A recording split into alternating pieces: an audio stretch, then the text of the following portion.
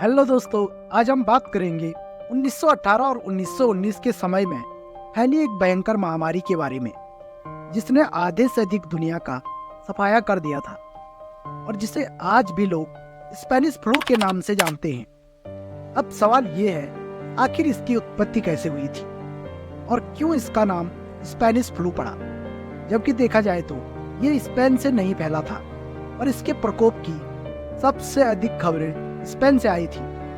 शायद इसी कारण इसका नाम स्पेनिश फ्लू पड़ा और धीरे धीरे इसने पूरे विश्व में तेजी से फैलना शुरू कर दिया। स्पेनिश फ्लू महामारी 1918 से 1919 के समय दुनिया भर में फैलने का कारण और समय तो ठीक से पहचाना नहीं जा सका, लेकिन इसे अपने आप में स्पेनिश फ्लू कहा जाता है। इस बीमारी की खबरें पहली बार समाचारों में आई थी और स्पेनिश समुदाय में इस महामारी की चर्चा हो रही थी। इस तेजी से बढ़ते हुए वायरस ने लोगों को असामान्य रूप से प्रभावित किया, जिस कारण उस समय की चर्चाओं और अनुसंधानों ने इसे एक अद्भुत और भयंकर रोग करार दे दिया था। इस महामारी के फैलने का कारण था H1N1 इन्फ्लुएंजा वायरस, जो अगले कुछ दशकों में अलग अलग रूपों में पुनर्जन्मित हुआ। इस बीमारी की सबसे खास बात ये थी कि इसने ज्यादातर युवा वयस्कों को अपनी चपेट में लिया, जो सामान्यतः स्वस्थ रहते थे, यानी आम दिनों में स्वस्थ रहा करते थे। H1N1 इन्फ्लुएंजा वायरस का अद्वितीय रूप से प्रसार होने के कारण स्पेनिश फ्लू ने बेहद तेजी के साथ फैलने की विशेषता बना ली और लाखों लोगों की मरने का कारण बना और बहुत सारे लोगों को संक्रमित किया।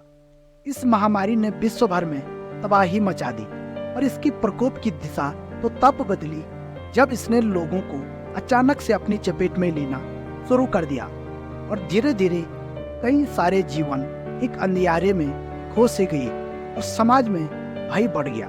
स्पेनिश फ्लू के फैलने के कई सारे कारण थे, जैसे कि युद्ध के दौरान लोगों का एक दूसरे के संपर्क में आना, इसके अलावा यात्रा और भीड़ भाड़ में बढ़ोतरी, इसके अलावा विश्व भर में तत्पर अवस्था थी और लोग इसे बेहद सीरियस तरीके से नहीं ले रहे थे। इस महामारी के प्रकोप की जड़ों का आधार मेडिकल साइंस के लिए भी एक अज्ञात विषय था, लेकिन यह माना जाता है कि यह H1N1 इन्फ्लुएंजा वायरस की मुख्य शैली के कारण हुआ था।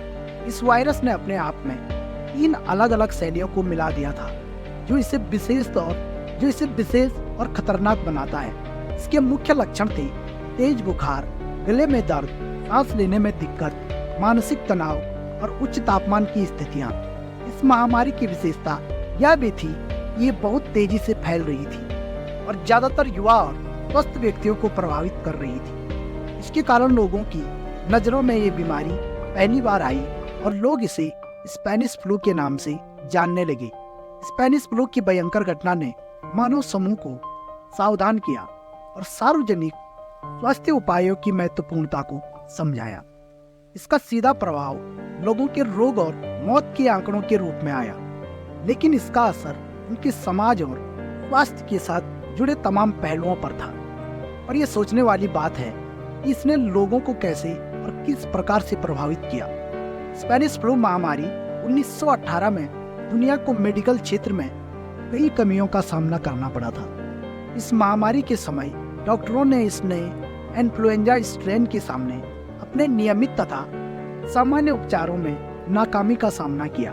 स्पेनिश फ्लू का स्ट्रेन पहले से ही प्रचलित इन्फ्लुएंजा वायरसों से अलग था और यह विशेषतः ख्यात था क्योंकि लोगों के शरीर में इसके खिलाफ कोई पूर्वाभास नहीं था, जिसके कारण डॉक्टर इसका सही से इलाज तय नहीं कर पाए। वहीं अनेक जगहों पर मेडिकल सुविधाएं और रोग प्रबंधन की कमी थी, खासकर उन स्थानों पर जहां रोग के प्रमुख प्रकरण हुए थे।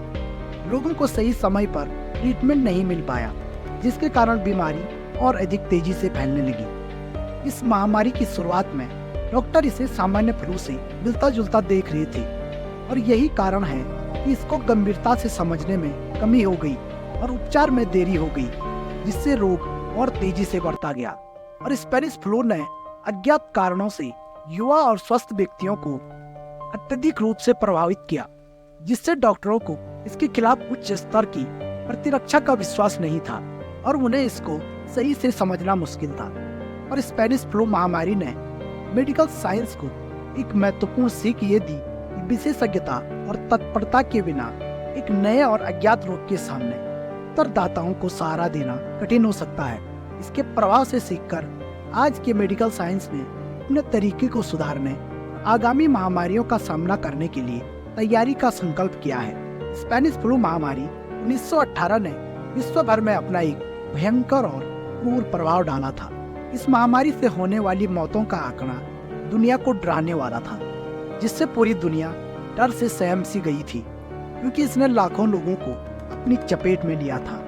ये महामारी अलग अलग कारणों से लोगों को प्रभावित करने का कारण बन चुकी थी और इसने जनसंख्या के एक बड़े हिस्से को खत्म कर दिया और अब भी लोग तेजी से बीमार होते जा रहे थे और उनमें मौतों का आंकड़ा भी तेजी से बढ़ता जा रहा था। स्पेनिश फ्लू के फैलने की गति इतनी तेज थी कि बहुत सी मौतें तो अचानक ही हुआ करती थी। इससे मेडिकल साइंस को उचित रूप से प्रतिक्रिया करने में कठिनाई हो गई। लोगों को सही समय पर उपचार मिलने में कहीं न कहीं देरी हो गई, क्योंकि स्पेनिश फ्लू के समय सोशल डिस्टेंसिंग के बारे में लोग अवेयर नहीं थे, जिससे इस बीमारी का फैलाव आसानी से होता रहा और लोग आपसी संपर्क के कारण अधिक से अधिक संक्रमित होते चले गए। स्पेनिश फ्लू महामारी ने होने वाली मौतों में एक अद्वितीय असाधारण चुनौती पैदा कर दी, जिसका सामना करने में व्यक्ति, समाज और मेडिकल साइंस मिलकर भी कठिनाइयों का सामना शीघ्र नहीं कर पा रहे थे। और बावजूद इसके स्पेनिश फ्लू महामारी 1918 के समय वैज्ञानिकों ने कई महत्वपूर्ण खोजें की, जिनसे इस महामारी को समझने में मदद मिली और भविष्य में होने वाली महामारियों का सामना करने के लिए तैयारी करने में एक सहारा मिला। इनमें सबसे पहली खोज थी वायरस की पहचान। स्पेनिश फ्लू के कारक वायरस की पहचान करने की पहली कड़ी को 1930 में बनाया गया। वैज्ञानिकों ने स्वाइन इन्फ्लुएंजा वायरस की पहचान कर ली और इसे स्पेनिश फ्लू से जुड़ा माना। साथ ही वैज्ञानिकों ने इस महामारी के द्वारा युवा और स्वस्थ व्यक्तियों को अधिक प्रभावित करने का खुलासा भी किया, जिसने आगामी महामारियों के लिए जागरूकता बढ़ाई।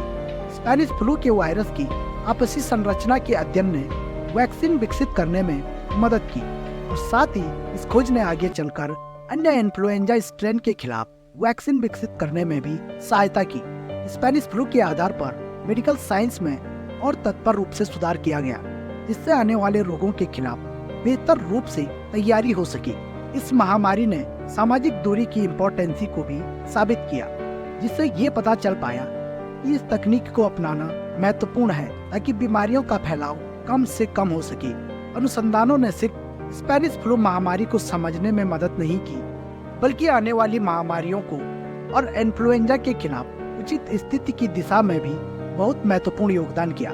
स्पेनिश फ्लू की एक दुर्लभ सच्चाई ये है कि स्पेनिश फ्लू ने अधिकतम रूप से युवा और स्वस्थ व्यक्तियों को प्रभावित किया। आमतौर पर देखा जाए तो इन्फ्लुएंजा वायरस बच्चों, बूढ़ों, इम्यून सिस्टम कमजोर जैसे व्यक्तियों को ज्यादा प्रभावित करता है, लेकिन स्पेनिश फ्लू ने युवा और स्वस्थ लोगों को भी निश्चित ही गंभीरता का महसूस करवाया। इस विशेष गुण सूची के बावजूद भी इसकी विशेषता का वैज्ञानिक विवेचन तक नहीं है और यह कठिनाई का कारण बनती है। इसकी उत्पत्ति और इसके प्रभाव का स्पष्ट रूप से कारण निरूपित किया जाए। इसके बचाव के लिए उपयुक्त तथ्य और जागरूकता की अवधारणा को महत्वपूर्ण माना जाता है, ताकि लोग अपने स्वास्थ्य की देखभाल में सावधानी बरत सके। समाप्त होने के बाद स्पेनिश फ्लू ने विश्व की समृद्धि पर गहरा असर डाला और सार्वजनिक स्वास्थ्य के क्षेत्र में सुधार की आवश्यकता को और अधिक बढ़ा दिया।